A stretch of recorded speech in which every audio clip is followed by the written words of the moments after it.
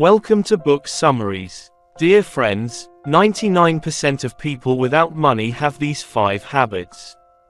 This is not unreasonable but very realistic. Ladies and gentlemen, in life, do not let the world know your hardships.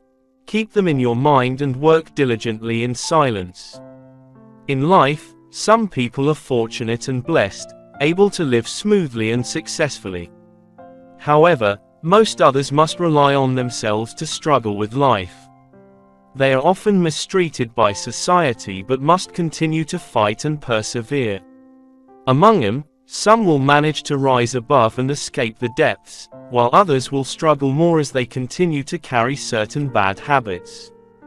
Habit number 1. Coveting small gains. Many people, the less money they have, the more they learn to live frugally, becoming miserly. As a result, they lack self-control and want to take advantage of others, seizing small benefits. They may even forsake their dignity for a free meal, saving just a few tens of thousands of dong for a meal. Over time, their image in others' eyes becomes that of a petty, greedy person who only likes to take advantage of friends and acquaintances. Once people lose all trust in him, no one will be willing to work with him anymore. Their whole life, they will never meet a benefactor to help them change their fate, and will only become poorer, just like in the story below. In a flock of sheep, there were 2 sheep fighting each other fiercely for some unknown reason. Both sheep used their horns, desperately ramming into each other, leaving many bloodstains on the ground. A wolf passing by saw this and happily thought, "If these 2 sheep continue to fight like this, I'll soon have mutton to eat." So, it ran between the 2 sheep, licking the blood off the ground, thinking happily that it would first lick the blood and then have meat to eat. But unexpectedly, at that moment, the 2 sheep suddenly rammed into each other fiercely. The wolf, only focused on licking the blood, didn't pay attention to this and couldn't escape in time. It was pierced in the belly by both horns and died. All for the sake of a small immediate gain, it gambled with and paid the price with its life. How many people in this world are like this? Habit 2. Short-sighted consumerism. In modern society, consumer culture is omnipresent, tempting us in various forms, from flashy advertisements to constantly updated products. Every element stimulates our desire to shop. In this culture, people often overlook their real needs and blindly chase short-term gratifications.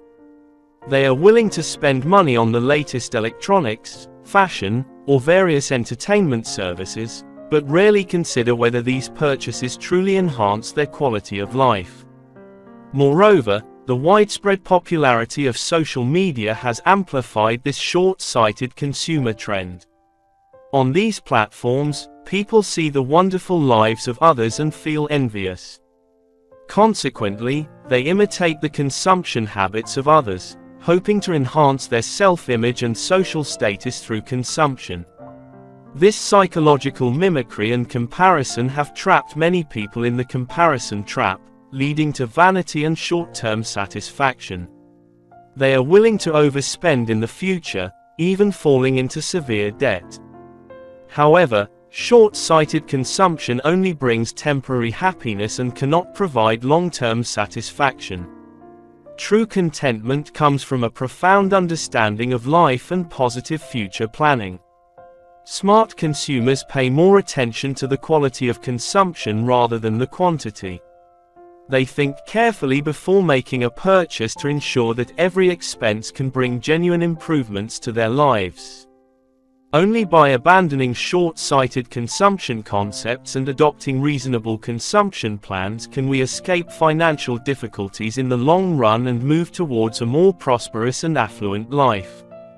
The American economist proposed the concept of conspicuous consumption as follows.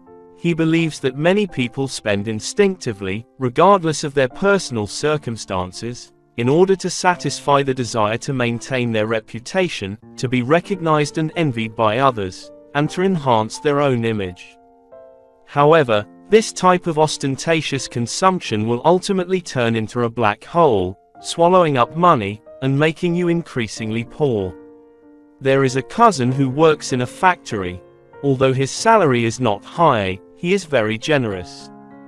After each payday, he invites his friends to lavish meals and sings all night. Moreover, the clothes he wears are all from famous brands, and he often changes his phone whenever a new model comes out. The issue arises when all the valuable items he possesses are bought on installment plans, eventually leading him to owe over 330 million Vietnamese dongs. The lesson to be learned is that reputation can be elevated, but money is limited and will disappear if you chase after superficial things with your meager savings. This will deplete your energy, make you always feel inferior, and foster a sense of competition. Over time, excessive spending will trap you in poverty, making it difficult to change your situation. Habit number 3, the continuous debt cycle. The concept of the continuous debt cycle describes the living conditions of people who frequently fall into debt.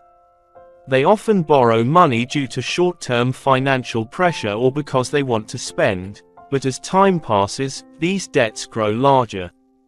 The root of the problem is that these individuals often do not have a clear repayment plan or lack effective financial management skills, causing them to fall from one debt trap to another. In real life, this debt cycle manifests in various forms. For example, some people may use credit cards beyond their ability to repay due to impulsive spending and then can only make the minimum monthly payment, causing interest to accumulate even more. Some people may choose high-interest loans because they urgently need capital, but the high interest rates can lead them into deeper financial difficulties. Together, these various forms of debt create a complex and dangerous economic network, forming a continuous cycle of debt. This is not only a financial issue but also profoundly affects mental health and social relationships. Under the burden of debt, people can lose their enthusiasm and hope for life, falling into a negative state. Breaking this cycle of debt requires strong willpower and smart decision-making. Everyone needs to carefully assess their financial situation and develop a repayment plan. In reality, this may include cutting unnecessary expenses, increasing income, or restructuring debt. Additionally, it is important to develop good financial management habits, which include budgeting wisely, avoiding unnecessary spending, saving, and investing proactively. At the same time, enhancing professional skills and knowledge can also increase competitiveness in the market, thereby bringing stability and increasing income. Habit number 4. Standing on one mountain while looking at another. Up to now, too many people have used reasons such as the job having no future, being too difficult, or hopeless as excuses for their own failures. What is that for? So they can easily give up on that job and choose another one that seems promising and easy to succeed in, only to continue the cycle of starting, giving up, and starting again. However, if you can't even do well in your current job, what's the point of seeking a bigger step up? You won't have the strength to climb. If you don't strive to do well yourself, and you keep thinking about jumping from one job to another, you'll only end up as someone who looks at one mountain while standing on another. Such people do not understand their own situation. Their abilities are insufficient, but their ambitions are vast. In the end, they will surely lose their persistence, making their lives progressively worse. There is a story that goes like this. Mr. A, who runs a shoe stall opposite Mr. B's barbershop, spends his days idly listening to the radio and watching passersby. Occasionally, someone comes in to buy shoes, but often, he doesn't sell a single pair all day.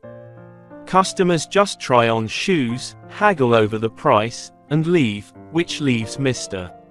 A feeling disheartened. Looking at Mr. B's barbershop, which is bustling with customers lining up and waiting to get their hair cut, Mr. I can't help but sigh with envy.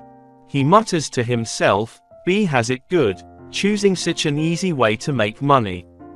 Just a few snips with the scissors, and he earns money in less than 10 minutes. He cuts hair for so many people all day, just sits there, and customers come to him without any effort, making money easily, unlike my shoe-selling job. I have to persuade customers all day, and they still refuse to buy. If I could do it over, I wouldn't choose to sell shoes. By midday, when the flow of customers slows down, Mr. B sits down with a grimace due to back pain.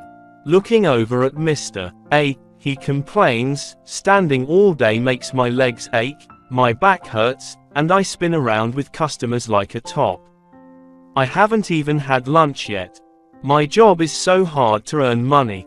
I envy that shoe seller who sits leisurely all day, just needs to sell one pair of shoes to make enough money for the whole day.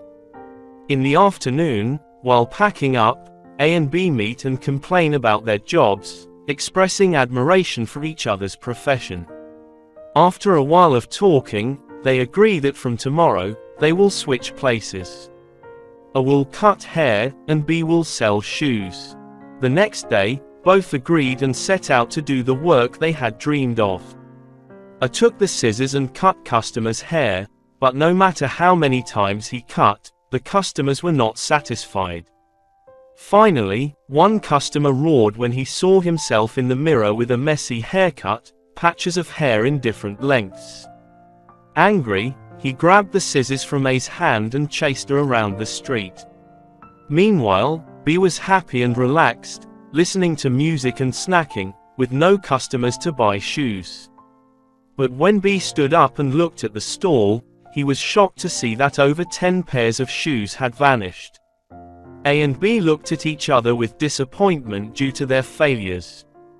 Truly, every profession has its own difficulties and hardships.